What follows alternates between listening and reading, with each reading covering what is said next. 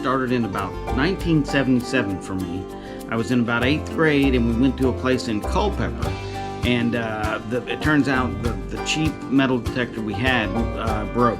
So we kind of looked around, and next thing you know, I found this horseshoe, and I thought, you know, that's really cool. I wonder who used this horseshoe. I wonder, you know, if it had seen battle. So it kind of set the hook for me and for relic hunting, and I've been kind of curious ever since.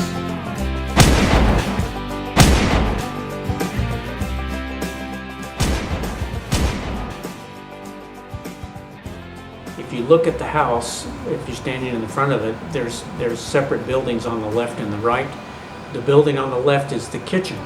So they've done a lot of digging around the kitchen, as well as over Ferry Farm, where their kitchen area was. That's where they find a lot of information, a lot of artifacts. Wheat and cornfields, and they were mostly planted and harvested by slaves. And the slaves had quarters out in the fields, so there's no telling where there are relics here still in the neighborhoods around even this historic location. So here we are at Ferry Farm in Fredericksburg, Virginia, George Washington's boyhood home, and we are going to speak with some of the archaeologists and interns that are digging the kitchen. What do you mean by picked over? Well, we have a lot of people with their metal detectors out there, and some people say that it's been metal detected a million times, starting back in the 60s. Yeah, and I think there's been a lot of talk about metal detecting in the whole Fredericksburg area, and I know that I've heard people talk about the things that they found during their metal detecting, just anywhere. This whole area has a lot of history, especially with the Civil War, but I don't think that they've got everything. There's still stuff to be found.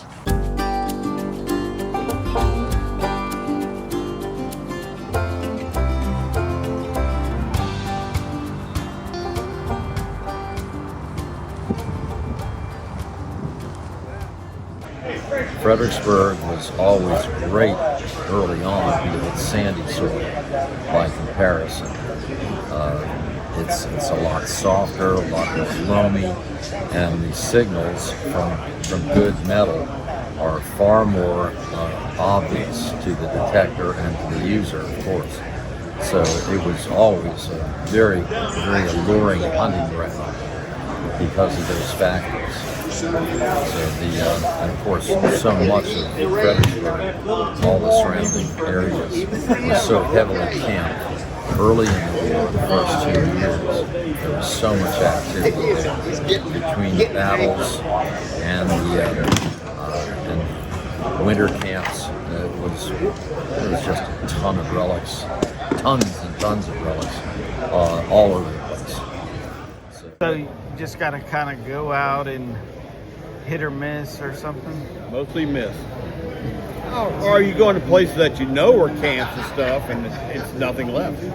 From Chancellorsville back this way. The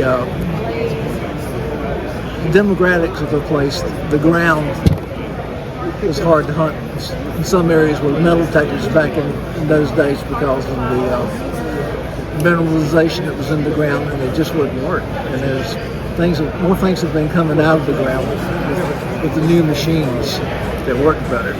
But we found a lot of stuff back there.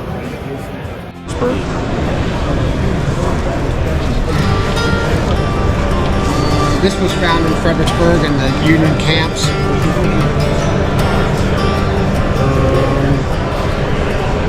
I dug this near Fredericksburg. That's in Chancellorsville. That's Chancellorsville. I dug that in Chancellorsville. That's from the wilderness. There's a lot of metal detecting been done around Fredericksburg. Do you think it will ever get detected out? And not everybody understands how the machine works, or the tones that the machine gives off, how the ground is. Is the ground dry? Is it wet? Has it been plowed? So there's all these factors that are involved when it comes to finding stuff. I mean, especially now because it's not as plentiful as it was, 40 years ago. They still find stuff. I got valuable stuff, but they still find stuff out here.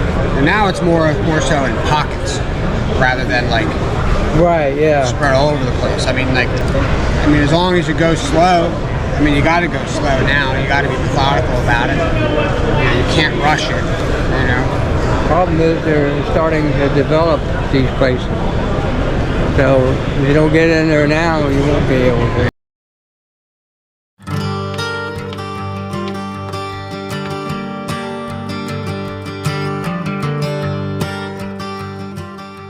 For instance, under the roads in Fredericksburg, everything that was ever dropped by a soldier on those dirt roads is probably still there. Yeah, because it's paved, huh? Or a huge portion of it. And it's been paved since before metal detectors. Yeah.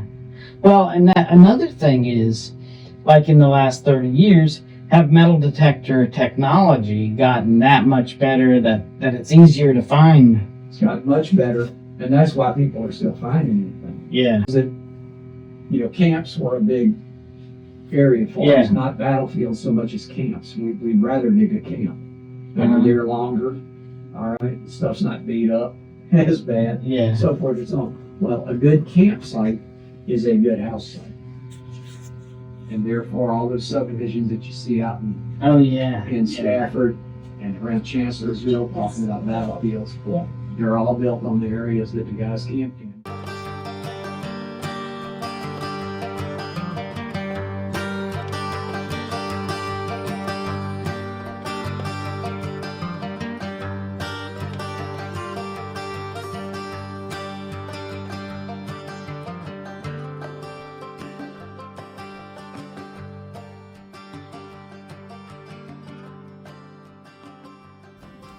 Old Doc Johnson was a chiropractor that lived in Fredericksburg, and he was hunting relics around 1900. And when I started hunting, he was still alive. Lived down on Kenmore Avenue, and he still had a lot of relics and stuff. And he would tell me tales that would just, it was amazing. He was talking about going to the wilderness battlefield on the weekends in 1900 and walking the battlefield looking for relics. And he said that the skeletons and things were still in the trench lines. Most of them were missing skulls. And I said, what's the deal with that? And he said, well, the government always thought they were smarter than everybody else. They would pay a bounty for each body you would bring in. They would pay a bounty of like 50 cents or $1, and one farmer would bring in one half, and the other would bring in the other half. And he said the government did that. They thought they were smarter than everybody else. They said, "Well, we're only going to pay for the skulls. We'll give you $1 a skull or something like that." And Doc Johnson, he had some pictures back then of wagons coming down Plank Road, loaded, looked like loads of pumpkins. And there were skulls from the battlefields that they were bringing in for the bounty. And they called it a fee or something back then. But Doc Johnson said, yeah, they thought they were smarter than everybody else, but they left a skeleton in the trenches for me to find, and they just brought in the skull. He said after that, he said they only brought in the skulls because they didn't bring a whole body in. He said most of what you have buried at the National Cemetery is skulls of the troops. And but he reading in the book, Mom, about this camp off of Massaponax Creek, and they said we moved out at midnight. And I said, now, if I could find that camp, if they moved out at midnight and they were Confederates, they must have left a few things behind. So I said, I'm going to go look for that camp. didn't have any clue of finding it. So I went down, I was walking this high hill along Massaponax Creek. And I walked it about a half mile or so. It was getting cold and cold, and it started to snow a little bit. So I turned around to come back. I looked off through the woods. I said, what in the heck is that sitting up in the woods? I walked over and I looked. A 10-gallon coffee pot sitting on a pile of bricks. Wow. Been sitting there for 160 years. First signal, laid back Louisiana buckle. Wow. Rare.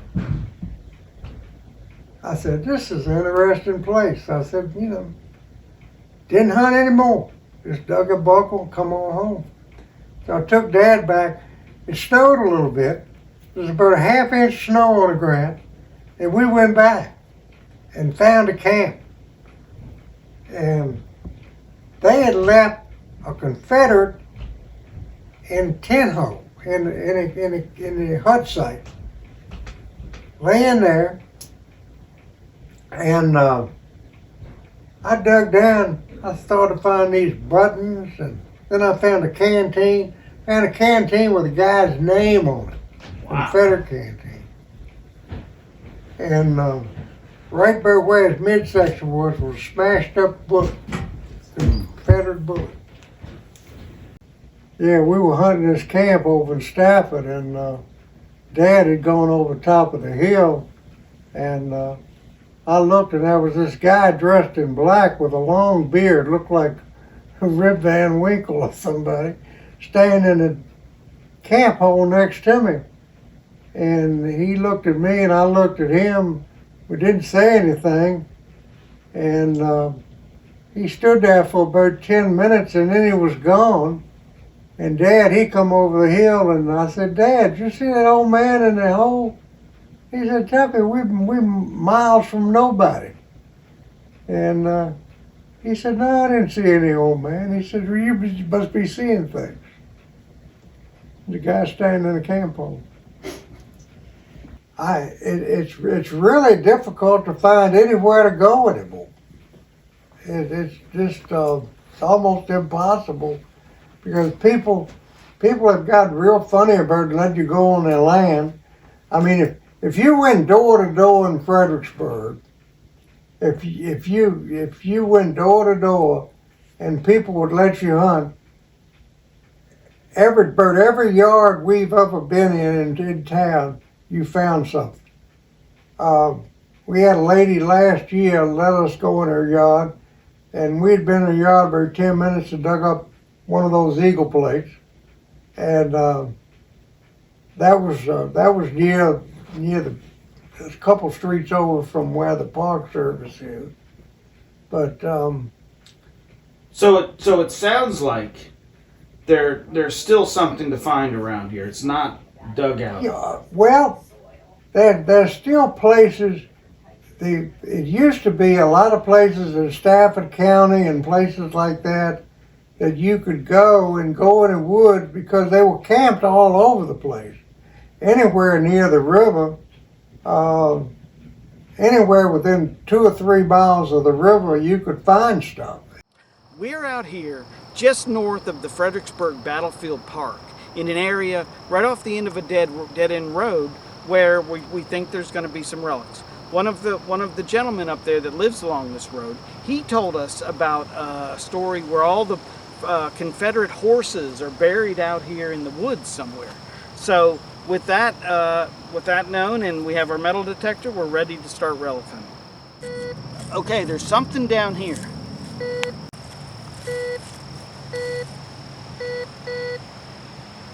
Okay, I'm gonna dig down and see if I can find it.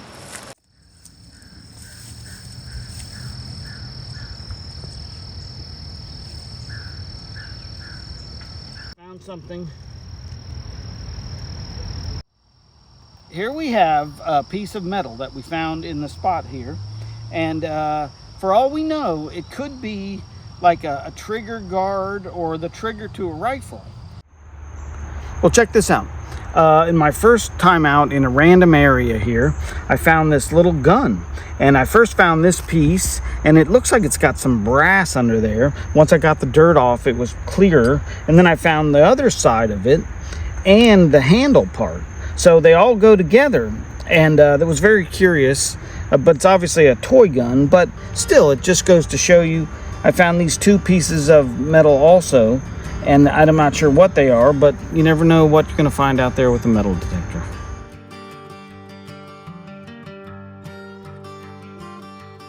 So for the National Park Service, our history of preservation mostly goes back to the Antiquities Act of 1906. And that's followed up actually in 1979 by the Archaeological Resources Protection Act, also known as ARPA. Those combined are sort of our preservation foundation for artifacts that are found in the park.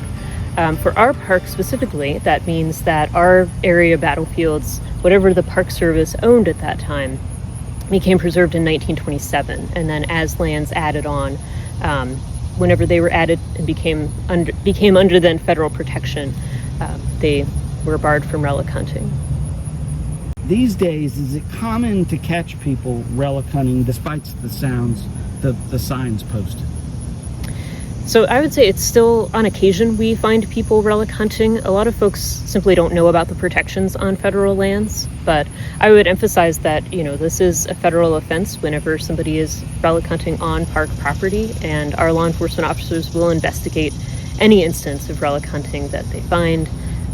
It can very quickly escalate to become a felony charge, and so with very serious fines, potential jail time, we really discourage folks from relic hunting because it disturbs the archaeological record that is so critical that we maintain in the park. Finding artifacts within the context that they were lost is so critical to us, knowing more about them, knowing more about the past that's still under the ground today. Yeah, so things still surface from time to time, and sometimes that is a visitor's walking along and sees something, or sometimes, we do more proactive archaeology when it comes to, putting in a sign or, running utilities, that sort of thing. And so if you're a visitor and you find an artifact, our ask would be that you leave it where it is, take a picture. If you can get GPS coordinates, do that, and then tell the visitor center that's closest to you so that we can go out and take measures to make sure it's preserved. Our Civil War bullets, it's designed to be, I would say, more representational and educational about how many bullets could potentially be flying through the air during the Battle of Fredericksburg. So a lot of soldiers talk about things like hail of bullets or just iron, lead, shrapnel everywhere. And I think this helps to give us a good visual of, what do we mean by a rain of bullets, or the sort of things that soldiers talk about in that way.